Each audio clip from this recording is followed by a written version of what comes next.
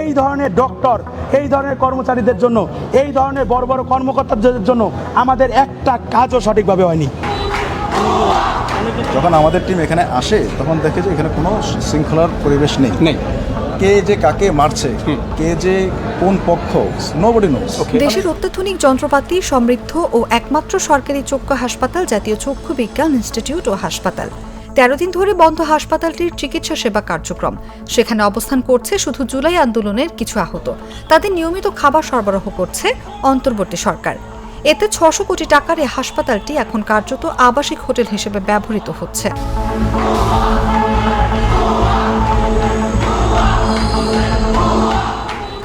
গত 28 মে নিছক ভুল বোঝাবুঝি থেকে হাসপাতালটির চিকিৎসক, নার্স কর্মকর্তা ও কর্মচারীদের পিটিয়ে তাড়িয়ে দেন জুলাই আন্দোলনের আহতরা। এরপর থেকে নিরাপত্তা শঙ্কায় আর কেউ হাসপাতালে আসছেন না। হাসপাতালের সব সেবাও বন্ধ। স্বাস্থ্য মন্ত্রণালয়, স্বাস্থ্য অধিদপ্তর, জুলাই ফাউন্ডেশন, বাংলাদেশ সেনাবাহিনী ও পুলিশ সহ অনেকে চেষ্টা করেও বিষয়টিকে সমাধানে নিয়ে আসতে পারেননি।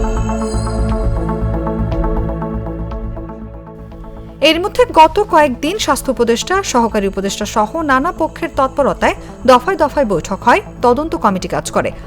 অবশেষে গত 3রা জুন হাসপাতালের জরুরি বিভাগটি চালুর সিদ্ধান্ত হয়। পাশাপাশি দেশের চক্ষু বিশেষজ্ঞদের সমন্বয়ে মেডিকেল বোর্ড গঠন করে দেয় স্বাস্থ্য অধিদপ্তর। বলা হয়, মেডিকেল বোর্ড 4 জুন হাসপাতাল পরিদর্শন করবেন। একই সঙ্গে বোর্ড জুলাই আহতদের চিকিৎসা সমন্বয় এবং সামগ্রিক কার্যক্রম নির্ণয় করবেন। যেমন সিদ্ধান্ত তেমন কাজ। বন্ধের 1 সপ্তাহ পর 4 জুন পুলিশি পাহারায় যথারীতি জরুরি বিভাগ চালু করে হাসপাতাল কর্তৃপক্ষ। মেডিকেল বোর্ডের সদস্যরাও পরিদর্শনে আসেন। তারা হাসপাতালে এসে জুলাই আহতদের সঙ্গে চিকিৎসা সংক্রান্ত বৈঠকে বসতে চান। এর মধ্যে 30 জন তাদের ডাকে সাড়া দেন। এদের চিকিৎসাও দেন বোর্ডের সদস্যরা। তবে বেশিরভাগ রোগীকেই ছাড়পত্র দেওয়ার সিদ্ধান্ত নেয় মেডিকেল বোর্ড।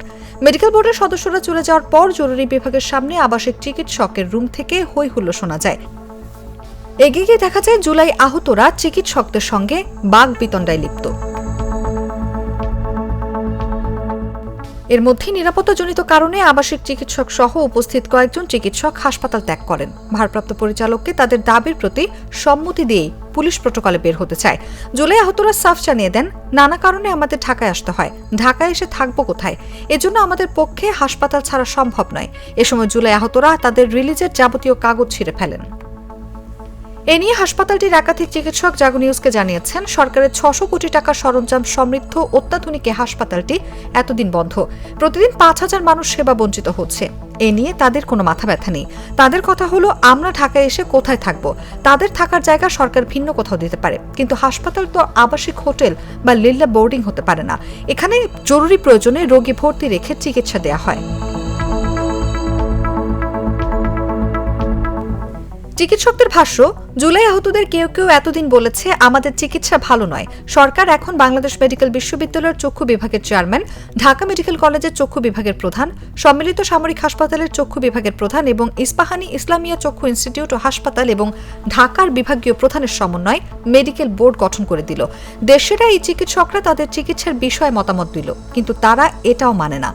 অবশ্য সিঙ্গাপুরের মাউন্ট এলিজাবেথ হাসপাতাল থেকে চিকিৎসা নিয়ে এসেও একজন জুলাই আহত হাসপাতালের পরিচালকের সামনে বলছেন, ওটা ভুয়া হাসপাতাল, আমাদের আমেরিকা বা ইউরোপে পাঠান। স্লোগান দিচ্ছেন।